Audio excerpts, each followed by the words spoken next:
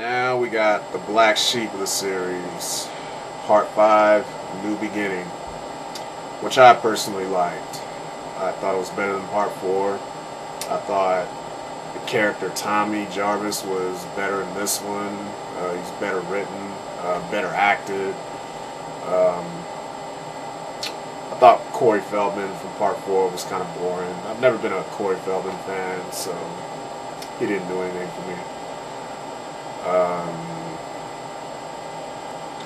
Let me see, I like how the new Tommy was, sort of a loose cannon. He kind of gets picked on and provoked, and it's like you see the rage boiling in his eyes, and you can see the meter going up until suddenly he just fucking busts a martial arts move on you, starts fucking you up, and you just don't want to fuck with that customer. He's badass, but he's trouble, and he's quiet. He's got like a kind of a look on his face like he's just really had a tough life, a really hard life. Weathered, that's the word. He's like a weathered, beaten look on his face. At least for a teenager. He's supposed to be like maybe 17, I guess. Oh, and by the way, if he's 17 in this one, and he was 12 in Part 4, that'll make it 5 years later. And if Part 2, 3, and 4 took place 5 years after the first one, okay, so we went from 1980 to 1985. Now it's 1990. Technically speaking, if you want to go chronologically here by the timeline. Yeah, so it's 1990. Tommy's in a nut house. He has flashbacks and nightmares of Jason, and he's kind of a loner. Like, he doesn't really fit in with the other nuts at the nut house. There's this I can't remember all of them, but I know one of the main ones is this fat kid.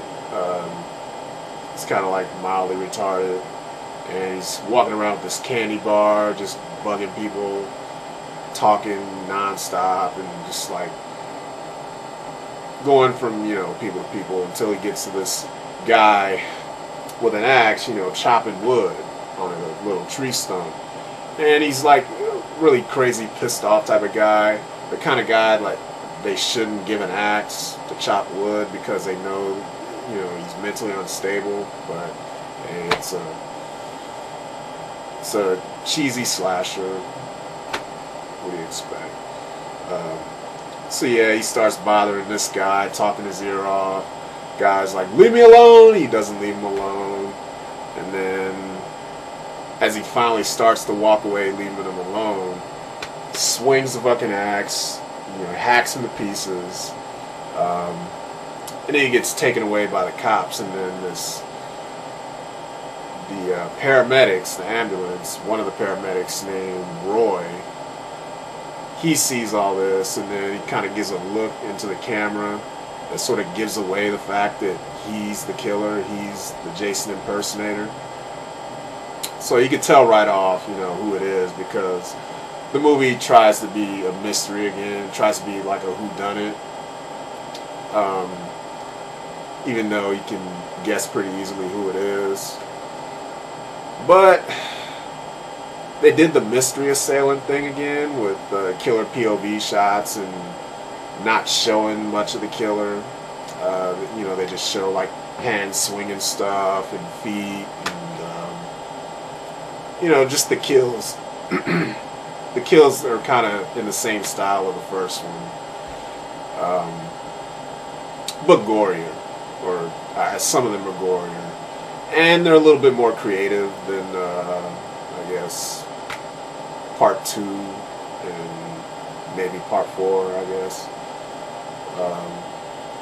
Let me see, you got a flare in the mouth, you got meat cleavers in the head, like in various places of the head, various victims in the forehead, in the back of the head. Actually, it's an axe or a pickaxe yeah, pickaxe in the back of the head. You got scissors in the eyes. You know, cuts like that. And then my favorite death scene out of all of them, where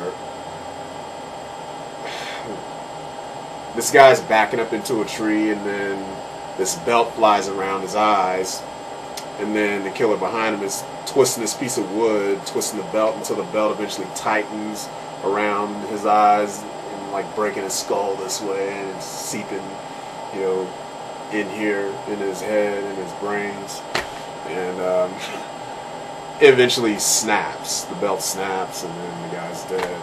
That was my favorite death scene. Let me see what else. You got a decapitation by meat cleaver.